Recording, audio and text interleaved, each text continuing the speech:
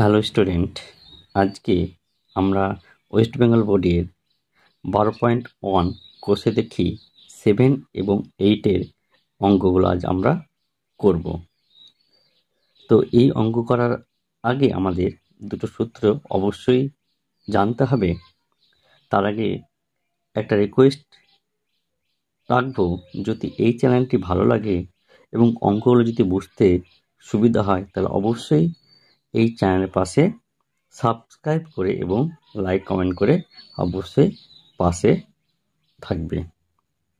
তো কথা না বাড়িয়ে শুরু করা যাক।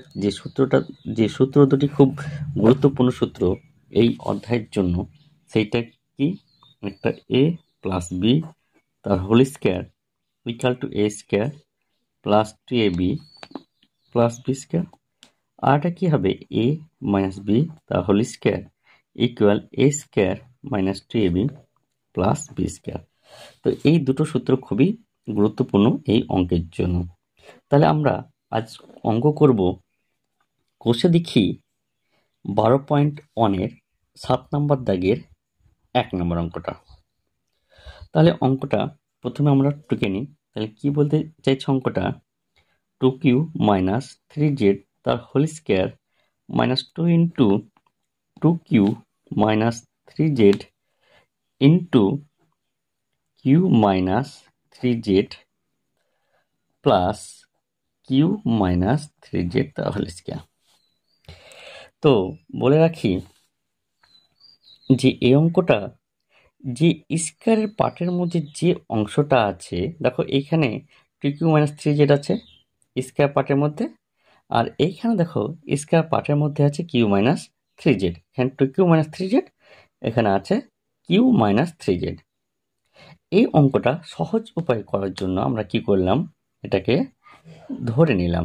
ধরি 2q minus 3z equal to x আর একটা q minus 3z equal to y. তো এখানে একটা কথা বলে রাখি যে এই যে এক্স ওয়াই ধরলাম, অঙ্কের যে আলফাবেটগুলো আছে সেগুলো বাদ দিয়ে আমরা যে কোনো আলফাবেট ধরে নিতে পারি। তাহলে আমাদের ধরা হয়ে গেল। এবার আমরা কি করব, যে মানগুলো যেখানে যেখানে ধরেছিলাম সে মানগুলো পুট করে দেবো। তাহলে এইখানে এই মানটা কত ছিলাম? এক্স। আমরা দেখো স্কোয়ারটা কিন্তু ধরিনি, এই ভিতরে অংশটা ধরতে হবে। তাহলে আমরা এটা এক্স ধরলাম, তাহলে ব্র্যাকেট দেখি স্কোয়ার মাইনাস 2 আছে। দেখো এই মানটা আমরা কত ধরেছি? এক্স। এই মানটা কত ধরেছি? ওয়াই। যে চিহ্ন আছে সেটা বসিয়ে দেবো। আবার দেখো এই পার্টটা কত ধরেছি? ওয়াই। তাহলে কত হয়ে গেল? Y square. এইবার দেখো X square minus 2xy plus Y square না?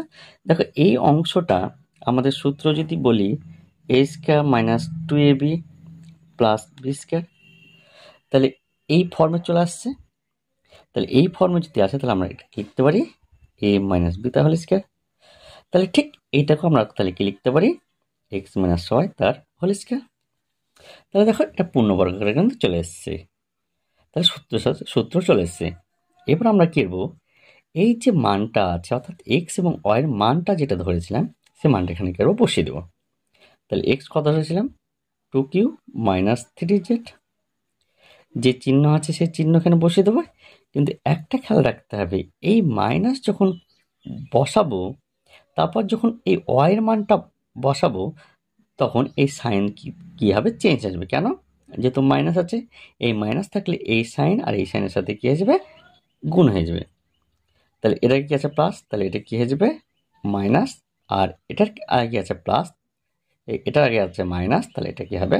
Plus 3z। তো ব্র্যাকেট দিয়ে তার কি square.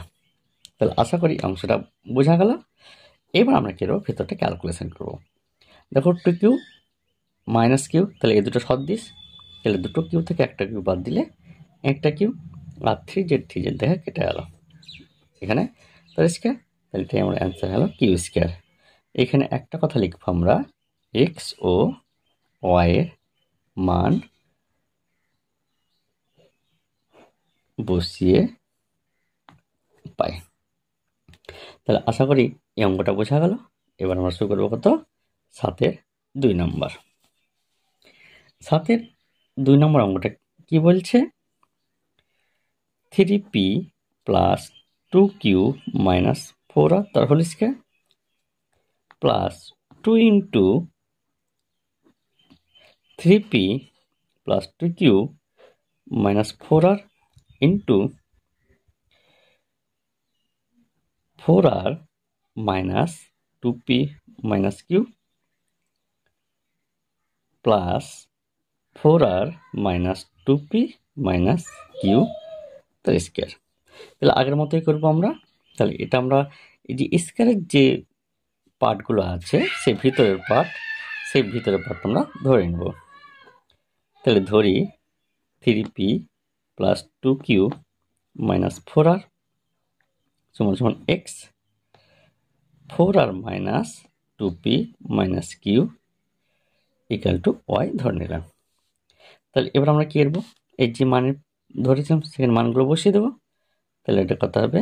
X square plus 2x, এই মানটা আমরা একে ধরেছিলাম,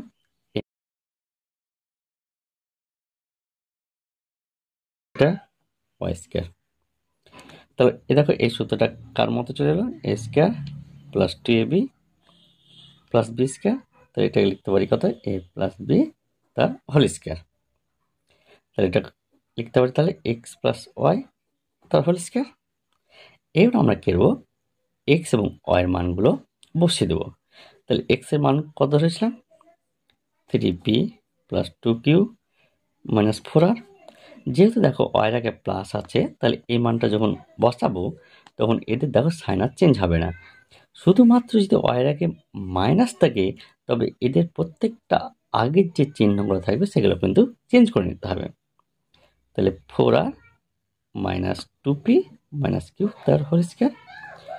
এখানে আমরা বলে দেব যে x ও y এর মান বসে। তাহলে এবার দেখো ভেতরটা ক্যালকুলেশন করি।